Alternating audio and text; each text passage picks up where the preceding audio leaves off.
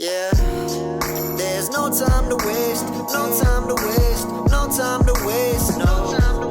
There's no time to waste, no time to waste, no time to waste. So you better do the damn thing right. You only got one life. You better do the damn thing right. Happy New Year, guys. Welcome back to the ShoeBenderPod podcast. I'm so glad to have you guys back. Man, what a great year it was for sports. It was a great year. It was a great way we ended it, especially with this college football playoffs. Man, just two massive, great games. One of them was, literally came down to the very end. The other, it was kind of already written, and they were really just able to hold off the other team. And one of them was going to be both of them were actually going to be upsets, but it ended up just being one of them. We had we had a TCU and Michigan go at it. Obviously, Michigan was a big favorite just because of, it's Michigan. And then you're going against TCU, which is a way smaller team. We're not even a way smaller team, my bad. A way smaller, university compared to one like Michigan. And TCU was actually able to come through with the upset. And it was massive. It was really cool to see the TCU fans. They traveled very well. It was really cool to see that.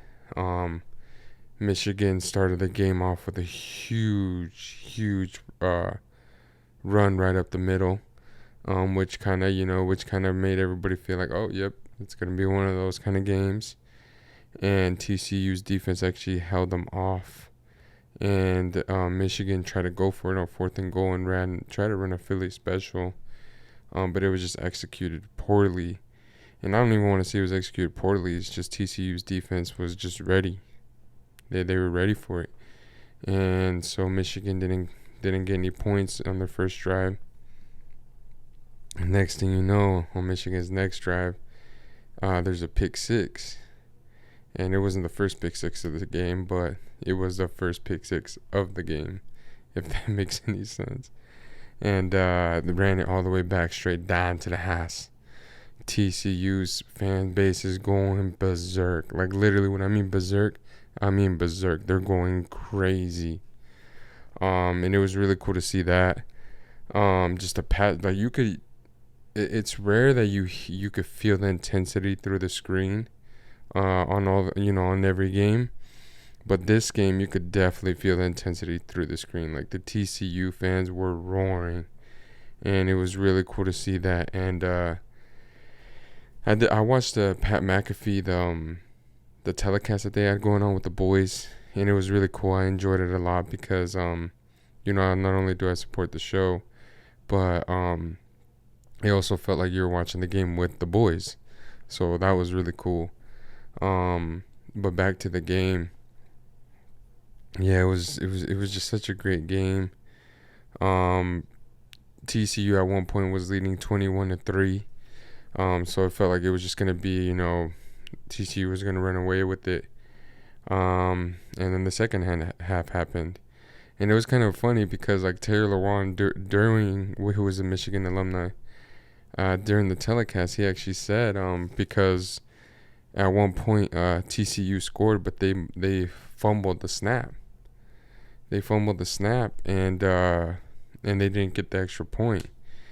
And Taylor Lewan actually called it. He's like, that's all we needed. He's like, the game's going to turn around right now. And it pretty much did. It pretty much did for Michigan. It pretty much did the game did turn around, and they actually made it close.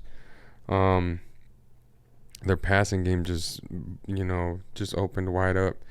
Nobody could guard Wilson. I believe that's his name, number 14 for Michigan. Nobody could guard him. He kept on getting open. He had a touchdown that should have been called a touchdown, but for whatever reason, the refs didn't see it as a catch. I guess he didn't have fully possession when he hit the ground. or something like that. I don't know. I just that play call really confused me because to me it looked like a catch. Regardless if he kind of, the ball moved around on him, it's a catch, man. You got to call that a catch. They didn't call it. Michigan fumbled right after that. And TCU got the ball back and they drove down and scored. Everything that pretty much could have went wrong for Michigan did. And they honestly still made a game out of it. I mean, the score ended 51-45. So Michigan was right there. They were in striking distance. But they just couldn't get out of their way, out of their own way. And it just seems like that always happens with the Jim Harbaugh-led team. It's kind of like Lincoln Riley. Like, it's just like they can never just get over the hump. They can never get it done. It's something always goes haywire for them. Like, it really does. Because Jim Harbaugh has been in big games. I mean, he played in the biggest one, in the Super Bowl, and lost, to his brother. So it's just something about those Jim Harbaugh-led teams that it just seems like they can never get over the hump. And now TCU is going back to the national championship the first time in, like, I don't know how many years, probably like 50. I think I seen the last time they won a championship was like 1939 or something like that. I'm not sure. I'm not really sure. Actually, you know what? Got the internet right here, boys. Check it out right here. Check it out. All right, let's see here.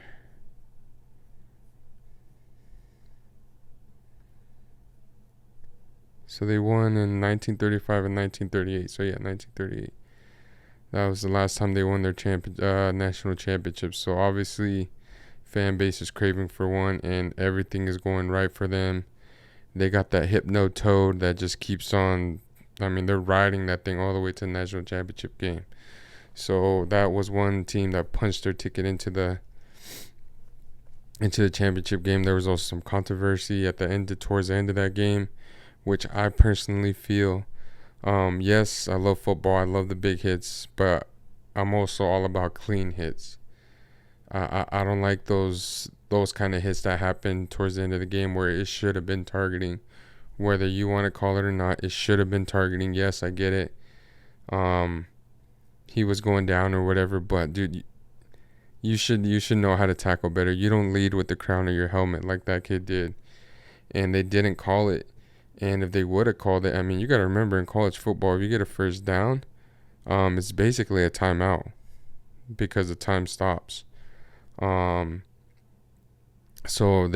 Michigan would have got a first down, and who knows, maybe they could have drove all the way down the field and scored. We really don't know. As fans, we kind of really got robbed from that because it should have been a freaking, it should have been the targeting call, and they didn't call it.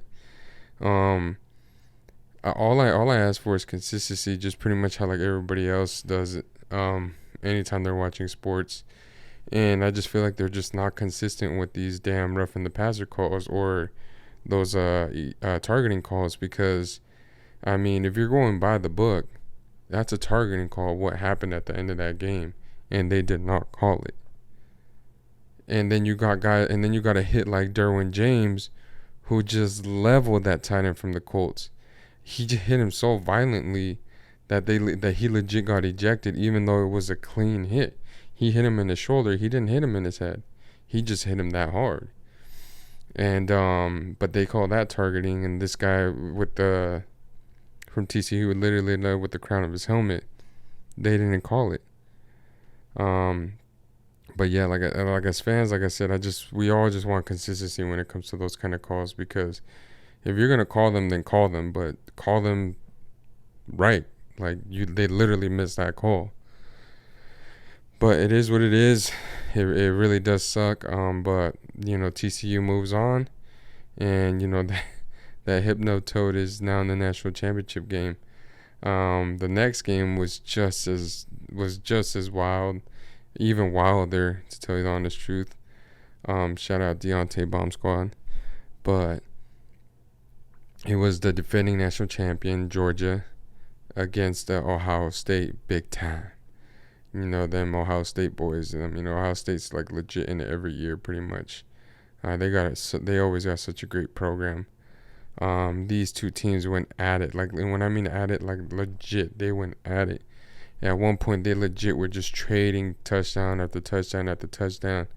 Obviously, none of the teams that are left in the playoffs have great defenses because, I mean, I'm seeing right here 179 points accumulated from both games. So, I mean, obviously, there's no defense getting played. It's pretty much going to come down to who has a better quarterback. And in each game, the better quarterback obviously won. The only one that I don't think the better quarterback won wasn't the Ohio State and Georgia game, because I honestly do feel that Stroud is better than Bennett. But Bennett is also a national championship and about to be a second national championship if he get it done on Monday. Not this Monday, obviously, the next Monday. And just amazing game put on by those two quarterbacks. And Marvin Harrison was having such a great game until he got hurt. He got knocked out. He actually legit got knocked out. And after that, Ohio State's offense was literally not the same after that because there was nowhere to go. Who are you going to go to? He was the only one that was getting wide open. He was getting so open that he legit was dropping passes. That's how wide open he was all the time. And their offense definitely changed. It really slowed down after he went down. And Bennett caught fire in the second half, honestly. In the first half, it mainly was Ohio State, and then Georgia came back. They ended up like tying the game and all that stuff. But I mean, just a masterclass by these two quarterbacks. The intensity was just as big in this game as well, except for on this game, for both fan bases were intense. It wasn't like in TCU and Michigan where it felt like it was honestly like the TCU fans showed up and the Michigan fans didn't, which is wild to me. But definitely with the Ohio State and Georgia game, which it pretty much was a home game for Georgia because they were playing in the Falcon Stadium in Atlanta. But even then, Ohio State came in big numbers. I mean, you could hear it from the telecast as well, saying how pretty even it was. Like, you couldn't really tell who was home. And Bennett just in the fourth quarter, just Mr. Clutch, man. Mr. Clutch. Like, any of the three quarterbacks that were in the playoffs, excluding obviously the Michigan one, because I ain't trying to have that guy as my QB. But any of the other three, whether it's Bennett, Duggan, or Stroud, I would not mind having up in the Pacific Northwest, man. I feel like each one of them are gamers. Like, each one of them are winners. Like, they're about it. Especially Doug. I mean, you've seen with Duggan, he's one to put his body on the line to get first downs, to keep the chains going, to get the touchdowns. I mean, he's really about it. But yeah, definitely great game. This game came down to the very end. Bennett drove Georgia all the way down the field and gave Georgia a 1-point lead to make it 42-41. Ohio State got the ball back with like a minute left. They were starting to drive. C.J. Stroud actually read the defense perfectly and seen that everybody had his back towards him, and he took off straight downhill. And he got his field goal kicker into the range where he's supposed to be. The only thing I didn't like about that whole situation, though, is that I feel like they took way too long to like actually run a play. I mean, they had 2 timeouts. Like, you could have ran at least 2 more plays to get somewhat closer. Because before this kick happened, Ohio State made a field goal, but the field goal that the kicker made, like, I mean, the shit would, like, instead of it spinning this way, what we're used to, this shit went this way, the other way, like the way it's not supposed to go. It went horizontally. We're not trying to do that shit. That's not how you get spin. That's not how you get distance, my boy. And I mean, I'm a kicker. I'm not a kicker, and I even know that. And so, I mean, he was a lot closer, so he made that one. This one, he was a little bit more further back, probably like at least 20 more yards, 15 more yards. And he kicked the ball the exact same damn way he kicked that other one. This time, though, he didn't make it. And Ohio State loses by 1 point because this kicker straight up shanks the field goal. I mean, he shanked it. Like, it's different. Like, if you would have been somewhat close, hit a crossbar, it got tipped, something, bro. But this guy literally just horrible kick. Just horrible kick. Shit went that way. Shit went left. You know what I'm saying? Like, Debo's eye and shit. Like, that shit was that way. And, man, it's just heartbreaking to see a team lose like that. I'd rather get blown out than to lose like that, man. Like, gosh, like, that was just horrible. It was just horrible to see them lose like that. I mean, you could see the pain in CJ Stroud's eyes. It's tough. It's tough to lose like that, but I mean, that's why Georgia are the champions, man. They got the heart of a champion. Obviously, they're trying to repeat. I would love to see them repeat. They'd be the first team to repeat since Bama when they did in 11 and 12. So that'd be cool to see. Literally 10 years afterwards. Kirby Smart, obviously a disciple of Nick Saban. And just a bunch of stuff. I mean, Georgia's quarterback's like 45 years old. Man, it's gonna be a great national championship between Georgia and TCU. Right now, I'm definitely gonna just the way things went for both teams. I just think because they're honestly like they kind of honestly both had kind of like the same game in a way, except Georgia actually came back and TCU just had to hold the team off. But Georgia's obviously been there before. They've done it before. They have pretty much everybody returning. So I definitely give the edge to Georgia. They will be playing in LA, so there's gonna be a lot of TCU fans there because I mean Texas ain't that far away. Texas is a lot closer to Cali than Georgia is. But the Bulldogs travel good, so we're gonna see what happens there. But I definitely got Georgia winning that game.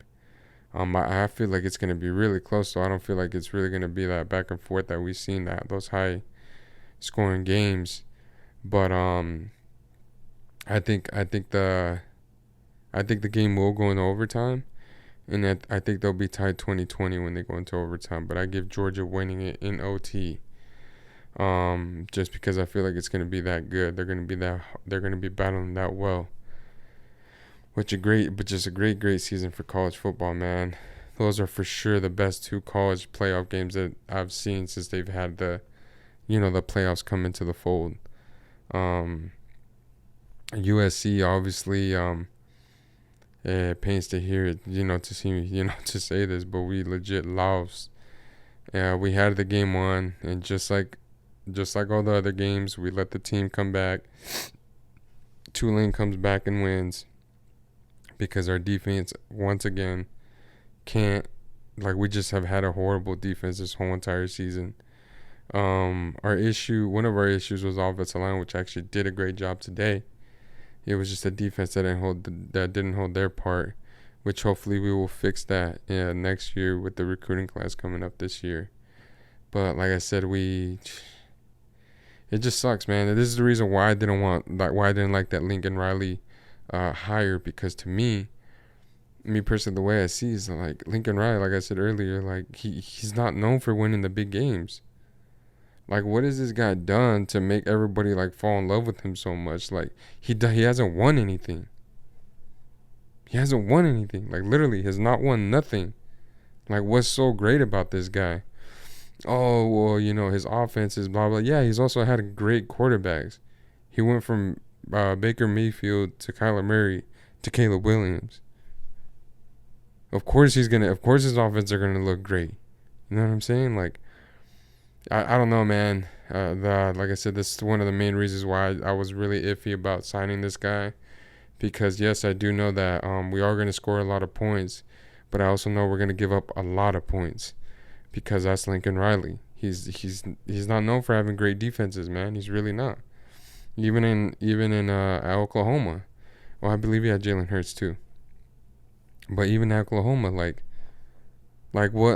his defenses were never that great. And if they were, it wasn't because of him. It was because of that defensive coordinator who is not. No. Oh, my bad. I'm thinking about the Clemson defensive coordinator that went to Oklahoma. But and just in general, like that, those Oklahoma teams, The reason why they got to the when they got in the playoffs and lost is because their defenses were horrible.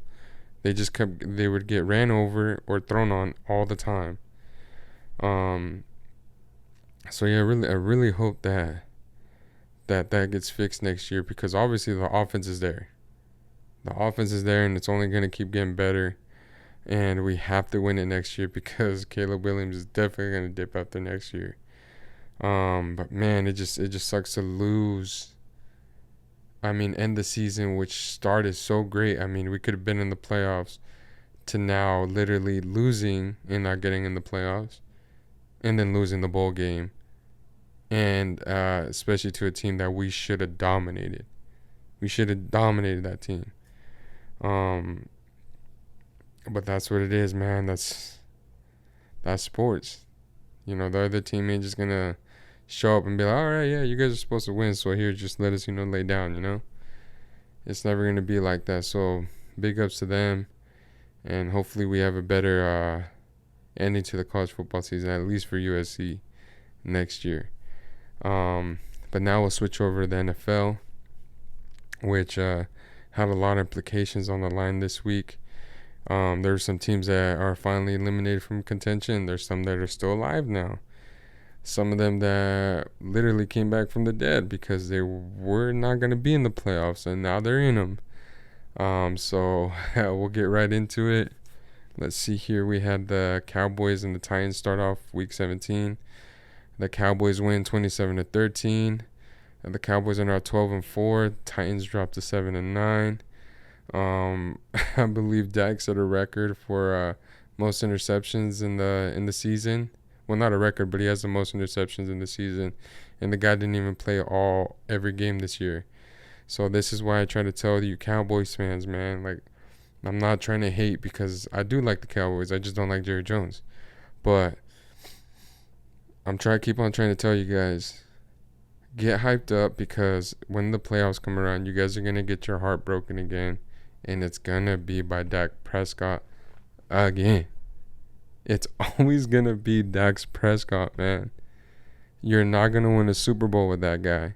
You guys will probably eventually win a Super Bowl, but it's not going to be with Dak at quarterback. Y'all know that. I know that. You know what I'm saying? And you just can't win the Super Bowl when your QB turns the ball over. If it's one person that should not be turning the ball over, is that guy. But the Cowboys move on. They stay alive, also for the number 1 seed as well. Then we moved on to Sunday. We had the Cardinals go against the Falcons. The Falcons were able to win. They moved to 6-10. The Cardinals dropped to 4-12. Bunch of rumors swirling around saying that Kingsbury is probably going to be gone after this season, even though this dude literally just signed an extension last year. It just goes to show, though, that if the results ain't showing up, if the quarterback ain't behind you, you're not gonna last on that team, and that's exactly what happened to the Cardinals. J.J. Watt's retiring because he obviously don't want to put up with another season of that shit that's going on in Arizona. So that team's gonna have a lot of searching to do in the offseason. When literally a couple seasons ago they were getting looked at as a Super Bowl favorite, and now it looks like they're kind of rebuilding. You don't want to say rebuilding because you still have Murray, you still have Simmons, you still have Baker. So I mean, you still have some talent there, but I mean, you're gonna need some real big time help on that defensive line. So let's see here. Then we had the Bears going at it against the Lions. The brand new Lions. And the Bears got that ass beat, bruh. The Lions straight hunted that bear on Sunday, though. Straight up. The Bears dropped down to 3-13. The Lions moved to 8-8. They won 41-10. They still stay alive for the playoffs. Man, it's so good to see Detroit doing good, man. Honestly, I love to see teams like that do good, man. I always root for those kind of teams. I love seeing those small market teams. I don't even know what I call Detroit a small market, because Detroit's actually pretty big, but you know what I'm getting at. But it's really cool to see that. It's really cool to see Detroit getting there. Next we'll have also too. Well, before we move on, also too, because Jared Goff. I mean, the guy was getting I mean, they were really talking really bad about Jared Goff and about how bad how he just couldn't play. Last season didn't help, but obviously this season, he's shown like, hey, like I'm good. I'm good enough to win, and he has been. Who knows? They might stick around with Jared Goff for the rest of the time being with the Lions. I mean, why not? Why not just get him more help? Like he got the Rams to the Super Bowl. Yeah, he didn't win it, but he was also going against Bill Belichick and Tom Brady. Like not a lot of people won or beat those two guys. And so yeah, I mean, watch out for them Lions, man. They're building something special over there. Then we have the Jaguars go against the Texans. The Jaguars now improved to 8-8. They won 31-3. The Texans dropped to 2-13-1. They have the number one overall pick in the NFL as of right now. The Jaguars. The Jaguars is one of those teams that I was talking about that everybody thought was dead, and now they came back from the dead like Taker, and now they're fighting to get into the playoffs, and they got a pretty good argument to get in. I think they got a high chance of getting in. So I mean that's one team that came out of nowhere. They're believing, man. They're believing. They got that running back ETN. They got Lawrence, his teammates who were in college together at Clemson. They got some receivers. They got Josh Allen on that defensive line. They're winning, man. You watch out for the Jaguars. They're very, very hot streak East team right now. Those are the teams you have to worry about. Then we had the Chiefs go against the Broncos. The Broncos lose again.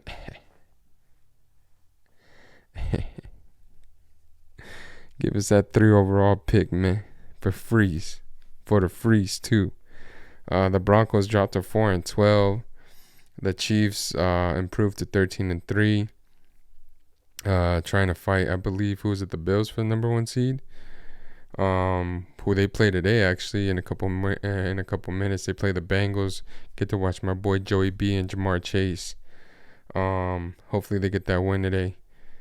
But the Chiefs, obviously, this was a lot closer than people expected to. I think everybody thought that the Chiefs were gonna blow this Broncos team out because of Russell Wilson's struggles, just how bad the team has been struggling in general.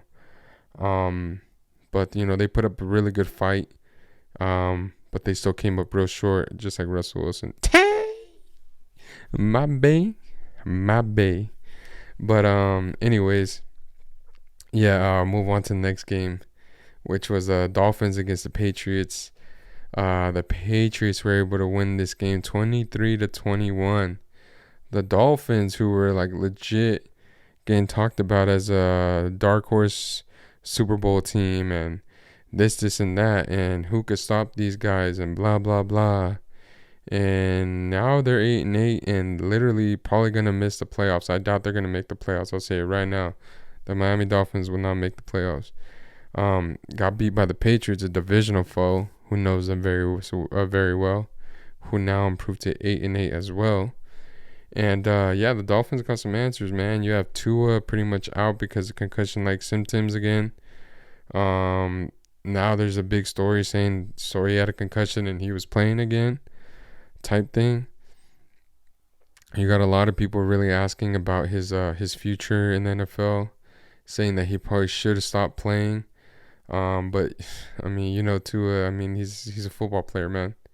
That's all he's known his whole life. But I mean, definitely health-wise, he might want to step back and rethink his position, because I mean, having that's 3 concussions in one season. That's horrible. I mean, 1 alone is horrible, and to have 3, I mean, that's some serious shit right there.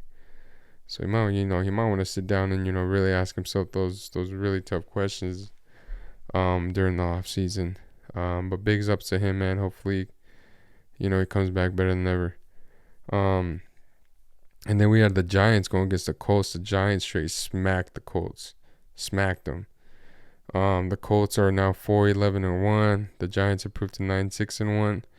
I believe they punched their ticket into the playoffs, so now there's only one spot available for the playoffs, the one that everybody in the NFC is fighting for. I really don't fear the Giants though. I just don't think they got that squad, but you never know, man. I mean, they've had that they've had a hey you guys looking kind of quarterback before, and I mean they got 2 Super Bowls out of him, so you never know, man. You never know. Daniel Jones, man, that guy's sneaky, man. He could dip on you too. The dude will run 90 yards on you and then trip at the 90-yard line, but I mean he'll get them 90. Then the next game we had the Saints and the Eagles going at it. The Saints were able to win this game 20-10. Remind you, Jalen Hurts is not playing. Gardner Minshew is starting at quarterback. The Saints improved to 7-9. The Eagles dropped to 13-3. With literally, if they don't win this next game, the Cowboys or the Vikings could win. Well, actually, not the Vikings because they lost again, right? Actually, yeah, the Vikings could get the number 1 seed if the Eagles lose, and the Cowboys, I believe. Because unless the Eagles and the Vikings already played and the Eagles beat them, which I think that happened, but I'm not sure. So now the Eagles are kind of teeter-tottering on they're teeter-tottering on their worst time. I mean, they've lost 3 games in a row, 2 games in a row now. And I mean, the playoffs are right around the corner. You do not want to go into the playoffs losing. That's what you really don't want to be doing. That looks like what's going on right now. And I talked about it before on my podcast, man. I honestly do feel that Jalen Hurts didn't tear or didn't whatever something his shoulder. I honestly feel like he broke his collarbone. And they're just trying to play it off, and they're really just trying not to say it. It is what it is. I am also just spectating. I am assuming. And you know what assuming does, what it makes out of people, just saying. So, yeah, we'll see what happens there. But, yeah, I mean, now the NFC number 1 seed is kind of wide open right now. It's really going to come down to this last week, which makes it even better. Then you had the Tampa Buccaneers, Tom Brady, the greatness of Tom Brady. They ended up beating the Panthers 30-24. The Panthers are now eliminated out of the playoffs, and the Buccaneers clinched their playoff position and their division. So they got 2 wins on Sunday. Tom Brady balled out, man. Balled out. At one point, though, it looked like the Panthers were going to run with this shit, because I remember at one point I looked at the score and it was 14-0. I said, a la madre. I was like, what happened here? But, it's one of those things that I never, ever, ever, ever, ever doubt Tom Brady, man. You can't. No matter what the score is, you just can't doubt this guy. You really can't. So I saw 14-0. I was like, Vegas. But I knew like I didn't have to worry about it. I was like, I don't have to worry about that game. Something's going to happen. I'm going to look back. The game's going to be tight or some shit. And look what happened. Brady and Evans went off. Evans had 2 huge, massive catches and run afterwards. Great game by the Buccaneers, man. Those are the kind of games that you want to win, because you could legit, they could get you on that run. But then again, what scares you about the Buccaneers too is, they be doing that dumb shit like what their punter did, almost losing the ball and then being clutch enough to be able to get to the very outside and just kick it off. Like no matter how far, no matter if it didn't go far or not, just get it out of here. I mean, man, they just gotta fix those kind of plays, man, and they're gonna be okay. But you can't be having those kind of cramps going into the playoffs, man. Those kind of things will make you lose the game right then and there. So congrats to Tom Brady. I'm super excited to see him in the playoffs again. It gives me another person to root for if the Seahawks do make it in. I always want Brady to get another one. So big ups to them. And then you had the Browns going against the Commanders. The Browns were able to win 24-10. They improved to 7-9. The Commanders dropped to 7-8-1, which is nice because now we leapfrog them in the standings. And Deshaun Watson had a great game, probably his best game as a Brown. And so did Amari Cooper. you had Amari Cooper signing. And so it was cool to see Amari Cooper finally, get that shot. Because, he's a great receiver too, man. He's just not getting that recognition now because, he's obviously in Cleveland. And then you got the Commanders, who started the game with Carson Wentz, actually, I believe. And he threw back-to-back picks, I believe. And the crowd was not having it, man, which I don't blame them. And then I think Heineke tried to come into the game, to pretty much try to save him. And I don't think it went well because they legit only scored 10 points. So let me see here. Actually, no. He didn't come in at all. Yeah, it was Carson Wentz the whole game. 3 interceptions, no manches, bro. No wonder they were booing his ass. It's so crazy to see his downgrade, man. Like his downgression, because degression, my bad. I'm all using the dumbass words. But it's so weird to see that, because he was having such a great season before he got hurt with the Eagles, and he's never been the same after that. He's never been the same. Sucks to see that. It really sucks to see that, because I seen the same thing happen to RG3, and it just sucked because they were so gifted, and then they were just never the same after their injuries. You never know though. Carson Wentz still is his career still isn't over. Then you had the red hot 49ers going against the Raiders, which they were able to win 37-34. They improved to 12-4. The Raiders are 6-10. I mean, even the 49ers could get this number 1 seed, man. So it's up for grabs for the Niners, Cowboys, Eagles, and the Vikings are the teams up for grabs to get that number 1 seed this next weekend. I obviously don't want the Niners to get it, because obviously they're in our division and I hate the Niners. And this Raiders team, it just sucks too as well. Speaking of guys that people just stop believing and having hope in, and guys like a Derek Carr. I feel like he's a good enough quarterback. I honestly just feel like they were just in these very close games all this year, and they just weren't able to win them. They weren't able to win, and they could easily be 10-6. Easily be 10-6. But they're not. Everybody's a professional, man.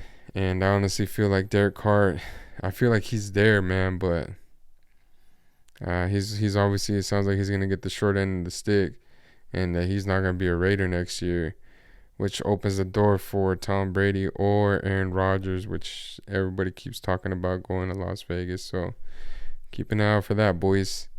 Then we had my Seahawks, the Seattle Seahawks, going against the New York Jets.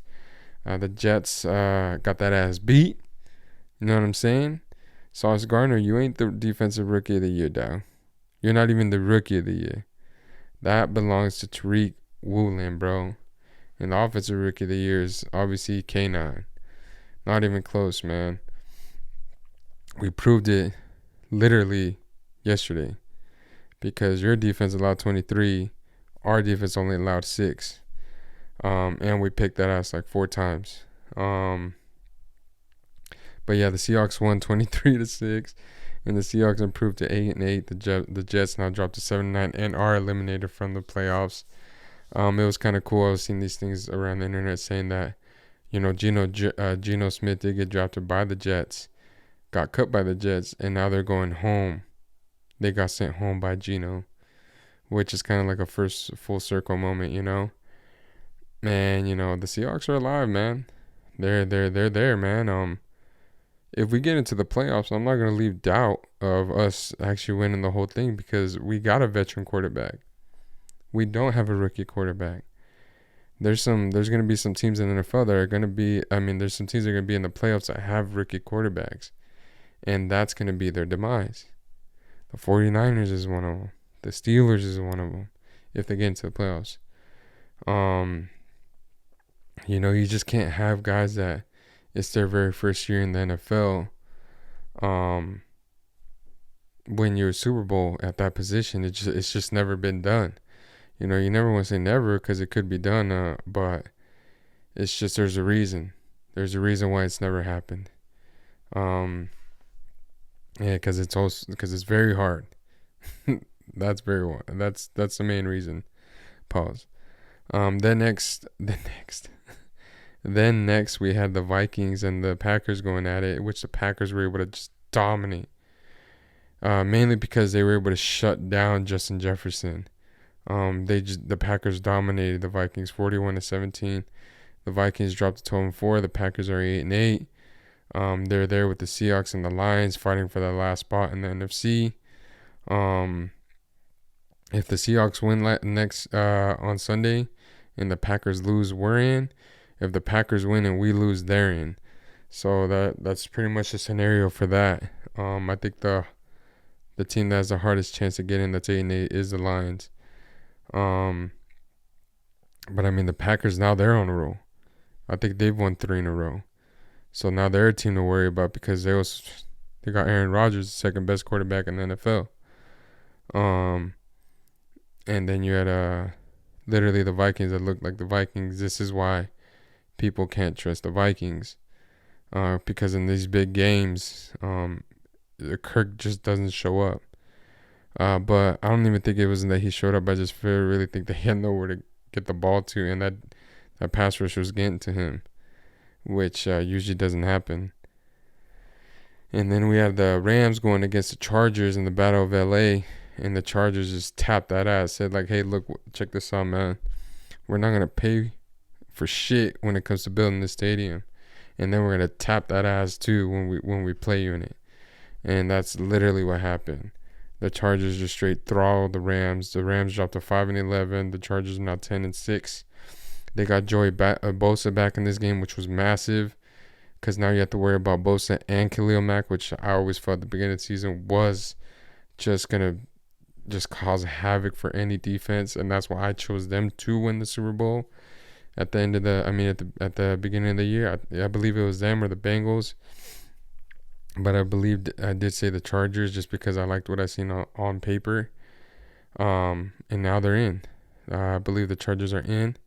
So we're going to see, well, actually, no, they're not in because the Chiefs have clinched their division. Excuse me. But I feel like they will get into the playoffs, and they're going to be a very tough team to beat. You got Herbert. You got, what is his name? Alec? Or what's his name? The running back for them. Eckler. My bad, Eckler. So, yeah, you have Eckler there. You have Williams there. You have Keenan Allen there. I mean, they're a really, really solid squad. So watch out for the Chargers. Then on Sunday night, you had the Steelers go against the Ravens. The Steelers were able to beat the Ravens, who still don't have Lamar Jackson, which really shows because they've only scored I think they're only averaging 10 points a game these past couple of games since he's been gone. Kenny Pickett drove the Steelers down the field at the end of this game and won them the game. He showed that he could do this. He showed that he could hang in with the big boys in the primetime games. He legit drove them down the field at the end of the game and won the game for the Steelers, which was really cool to see. The Ravens got the ball back, but Huntley ended up just throwing it straight into Fitzpatrick. I mean, he threw it into three-man coverage. It was horrible throw. I don't know who the hell he's seen there, but it got picked off, and that's how that game ended. Of course, everybody knew it was going to be low scoring because it's a Ravens and Steelers game. It's always very defensive. It's always very gritty. They always get after it when they play each other. Super physical game. Pause. And the Steelers were able to walk away with it again. So it was the Steelers now keep their playoff hopes alive. The Ravens, I believe if the Bengals win tonight, the Bengals will clinch the AFC North. So then the Ravens are going to start need to get help to get in the playoffs, and the Steelers just beat them, which does not help their case. Tonight we have the Bills and the Bengals go at it, which I'm going to root for the Bengals just because I like the Bengals. I like Joe Burrow. I think he's the best young quarterback out of all of them. Yes, even better than Mahomes. I think Burrow is that guy. And I just think that Josh Allen's going to do what he does best, and that's make big plays but also make big mistakes. And that's going to be the reason why they lose this game. Just like the reason why they win games. He's also the main reason why they lose a lot of games. So definitely I got the Bengals winning this game. I'll say what? I'll call it 23-16. 23-16, boys. But yeah, definitely I got the Bengals winning this game and clinching their division tonight. And yeah, that's pretty much it, guys, of what happened in Week 17 and what happened in college football. Like I said, it was a great weekend for football. And it's only going to get better with this weekend with all these playoff implications on the line. And then, obviously it ends on Monday with Monday Night Football, I believe. And no, actually, I don't think there is going to be a Monday Night Football game. I think tonight's the last one because next week's the championship game for the playoffs, for college football playoffs. So, great season of the college football season. Really wished USC would have ended it a lot better, but sometimes you got to go through the growing pains before you can have all the success. And I just really hope the Seahawks get the win next week and get in the playoffs. Hope the Packers lose next week. And yeah, it's gonna get very intense this weekend, guys. So I wish the best for all your guys' teams, unless they're the Packers. Much love to every single one of you guys. A brand new year to do everything that we want to do, to achieve what we want to achieve and chase whatever we want to get. Everything is achievable. Everything is gettable. It literally just depends on how much time you're willing to put in. Sometimes you're not going to get the result that you want to get, but hey, that's life. You know what I'm saying? So we don't win every game. We're going to lose some games, but you know what? We keep showing up and we keep giving our best effort every damn time because we are winners, and that's what we do. We are made to win. And yes, guys, let's just have a great 2023, and I love every single one of you guys, and I will catch you guys on the next one. Yeah, there's no time to waste, no time to waste, no time to waste, no. There's no time to waste, no time to waste, no time to waste, so you better do the damn thing right. You only got one life. You better do the damn thing right.